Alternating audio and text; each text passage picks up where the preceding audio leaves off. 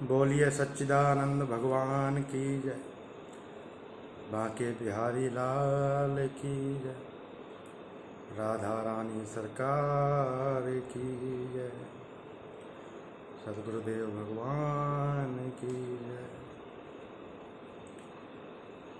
आज बहुत ही शुभ अवसर, गुरु पूर्णिमा महोत्सव ब्रज में मुड़िया पूनम के नाम से भी जाना जाता है। मुड़िया पूनम में वृंदावन में गोवर्धन महाराज का परिक्रमा लगाया जाता है। तत्पश्चात वो लोग वृंदावन में आके बिहारी जी के दर्शन करके निकलते हैं, अपने अपने घर को प्रस्थान करते हैं।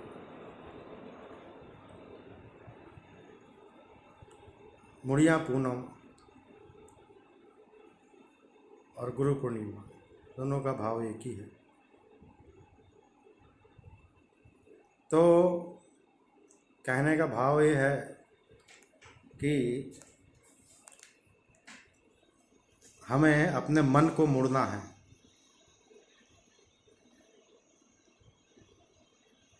कहते हैं मूड़ मुड़ाए भय सन्यासी। तो हमें इस आख्या को बदलने की आवश्यकता है। अगर मुड़ना ही है ना तो मन को मोड़ना है। मन को मोड़ लेंगे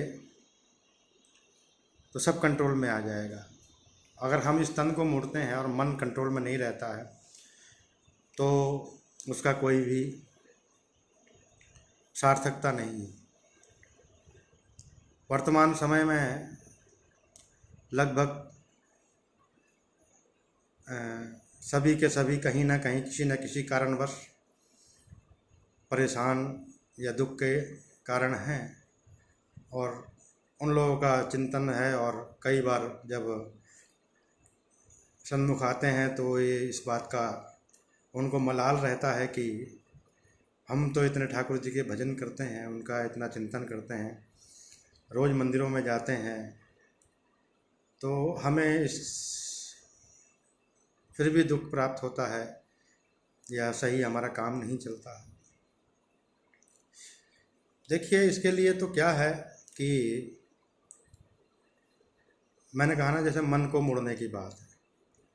हम नाम जप कर रहे हैं, अगर मन नहीं लगा, अब 108 माला होता है, 108 माले में एक एक नाम के साथ में अगर भगवत चिंतन हम करते रहें, भगवान की छवि को निहारते रहें और उसके लीलाओं का हम चिंतन के साथ में वो गुरु मंत्र का जाप करते रहें, तो स्वाभाविक है कि हमें वो उसका फल और गुरु मंत्र का जाप का फल और भगवत प्राप्ति और भगवत नाम का फल और जो दुखों से सहने की जो सामर्थ्य है वो हमको प्राप्त हो सके।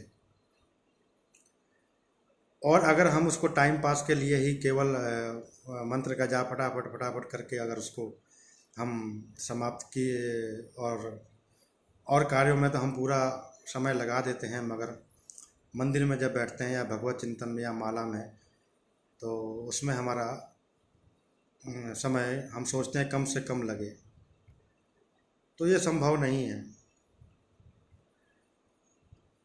ये सब मन का खेल है, हृदय का खेल है। अगर मन कंट्रोल में आ गया ना, कहता मन बड़ा चंचल है, कैसे तेरा भजन करूं। तो मन को हमें समझाने की और मन को कंट्रोल करने की आवश्यकता है, और इसका माध्यम तो वही है जो सभी जानते हैं, कथा प्रवचन और सत्संग कीर्तन, और जागृत अवस्था में बैठ करके उसका चिंतन करना।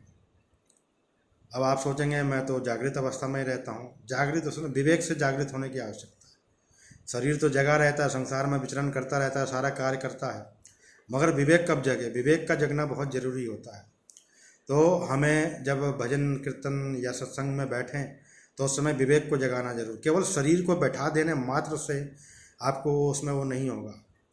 जैसे कि लौकिक जगत में आप ले लें, और अगर मैं उदाहरण दूं, एक मोबाइल ले लेने मात्र से ही आप किसी से बात नहीं कर सकते। उसका प्रोसीजर है, उसके लिए आपको सिम भी लेना पड़ेगा। अगर सिम लिया है तो उसको रिचार्ज भी करना पड़ेगा। तो केवल कथा सुनने से और कथा में जाके बैठ जाने मात्र से आपको उसकी नहीं, उसका चिंतन करना पड़ेगा। विवेक जगा होगा तभी आप उसको सुन पाएंगे और तभी जाके उसका चिंतन कर पाएंगे। चिंतन करेंगे, रिचार्ज होगा तो फिर आपका नंबर किसी को भी लगाइए लग जाएगा। तो आप सोचें कि केवल मोबाइल ले करके कथा में बैठ करके और सिम ले करके उसको रिचार्ज ना कराएं, कि कथा सुन करके उसका चिंतन ना करें, तो संभव नहीं है कि आप किसी को फ़ोन कर सकते हैं और संभव नहीं है कि आप परमात्मा को करीब जा सकते हैं या उसका कृपा का आप एहसास कर सकते हैं या उनकी अनुभूति कर सकते हैं। देखिए, सदगुरुदेव तो सदमार्ग दिखाते हैं। सदगुरुदेव हमेशा, आप जब गलत रास्ते में जाएंगे, उनको पता चल गया तो आपको ज़रूर समझाएंगे, और अगर नहीं पता चला तो आपको पूछने की आवश्यकता है ना। आप उनसे राह पूछेंगे कि गुरुदेव हमें इस मार्ग पे जाना है, तो गुरुदेव बताएंगे कि ये रास्ता है, इस रास्ते पे चलिए और आपको प्रकाश की प्राप्ति होगी। और अगर गुरु जी से अगर हम ये सब प्रश्न नहीं करेंगे और ये सब वार्ता नहीं करेंगे तो स्वाभाविक है कि जो संसार में जैसा चल रहा है चल रहा है। अब हर चीज़ का एक महत्व होता है ना। अब मान लीजिए आपने कुछ वस्तु लिया और उसका उपयोग नहीं किया, तो वस्तु तो बेकार ही हो गया ना। तो उसका उपयोग करने का भी आपको ज्ञान होना चाहिए।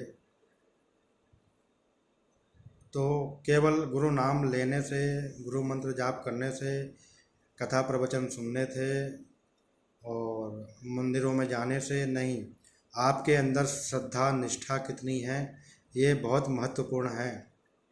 आप अगर अपनी श्रद्धा के साथ में मंदिर में जाएंगे, आप एक बार वहाँ पे मत्था टेकेंगे, सर को झुकाएंगे, तो आपको पूर्ण फल मिलेगा। अगर श्रद्धा ही नहीं रहा आपके अंदर, विनम्रता ही नहीं है। अब मंदिर में जाते हैं, बहुत से लोग धक्का मुक्की करते हैं, आवेश में आ जाते हैं, गाली गलौज कर देते हैं। दुकान, देखिए इसको, इसी विवेक को जगाने का मतलब ये है कि अगर हम अपने घर में हैं तो जैसे तैसे रहें, मगर अगर बाहर है तो थोड़ा संस्कारी रहते हैं हम लोग। तो अपने संस्कार को, अपने विवेक को जगाने का मतलब यही है कि हम किस तरह से किसके साथ व्यवहार कर रहे हैं। आप लोगों को अब ज़रूरत है आत्म मंथन की।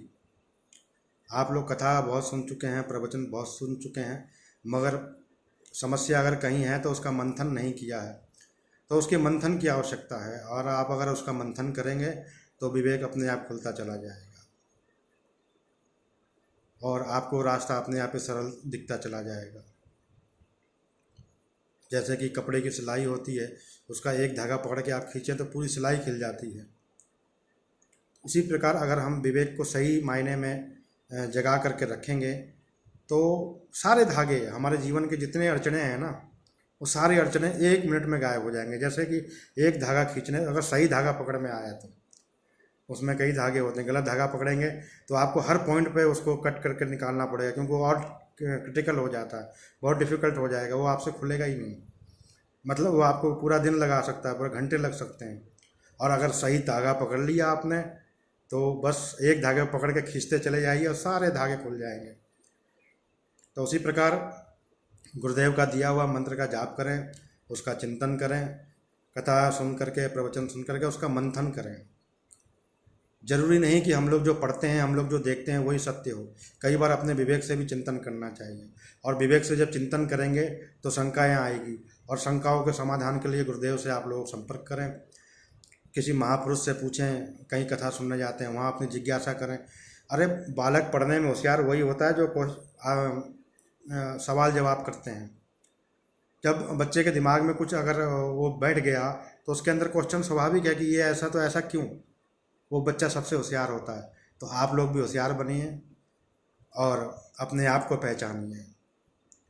परमात्मा कहते हैं कि मैं सब में व्याप्त हूँ, कण कण में व्याप्त हूँ।